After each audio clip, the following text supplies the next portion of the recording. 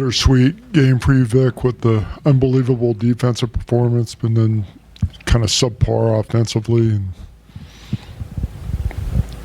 And It's an affirmation. That's the question. What was just a bittersweet performance for you, I would think. I mean, that was one of the best defensive performances in playoff history. And then offensively, a little subpar performance. Yeah. What can you do better offensively next time out? Start by making some shots.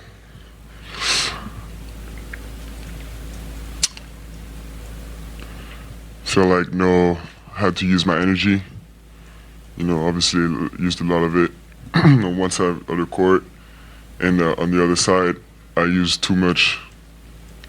Offensively, I used too much energy in things that didn't really help our team. So that's on me.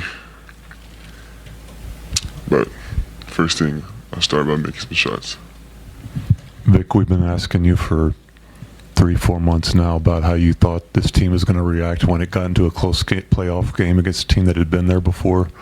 What did you feel about the way this team reacted to that situation this first time?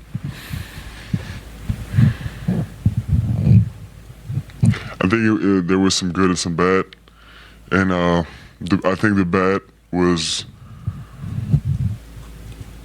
as I said, not going to what we know. But I mean, it's a lot on me because obviously my game wasn't feeling good tonight, and that's where the team is gonna look for me, and.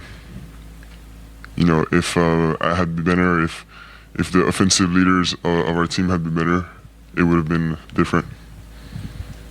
So basically, if everything was different, it would have been different. Yeah. Julian just talked about how one possession goes different. It's a different outcome. Can you talk about your confidence in you guys making adjustments as a team as you guys have all season long?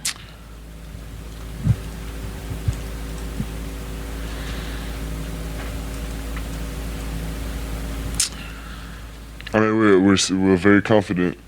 We're still very confident, and we were confident in what we were doing on the court. But honestly, I need to look at the film again to see a little bit more how the dynamics went, because right now it's a little bit blurry for me. I think I played the last 16 minutes of the game, maybe, I don't know, and it just went by like this, and that's not good. It means I didn't have the grasp on the game that I wish I did. Grasp, right? I don't know. Yeah, that's right. You talked about managing your energy before. Has managing energy become tougher as the playoffs go on? And what do you try to do throughout a game to be ready to take over late? That's when, star players tend to really put their stamp on the game.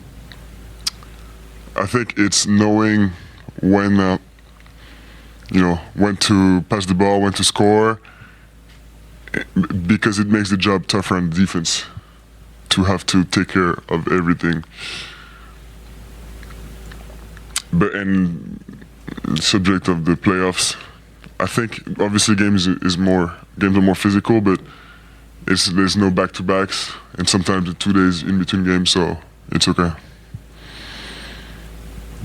Victor, you've been pretty open about how competitive you are and how much you kind of disliked how the other team may have been facing some injuries. And so when you heard the news Anthony was going to play, how, just as a competitor, did you want to have that matchup and have him out there for game one? I mean, we approach the game the same way.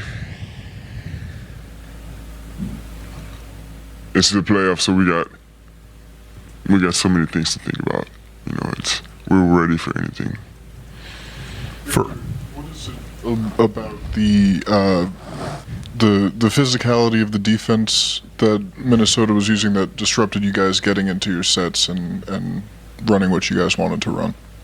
It was something we expected, and I said before, I would like to look at the game again to see what really was the main problem, because it's easy to know see the symptoms of it.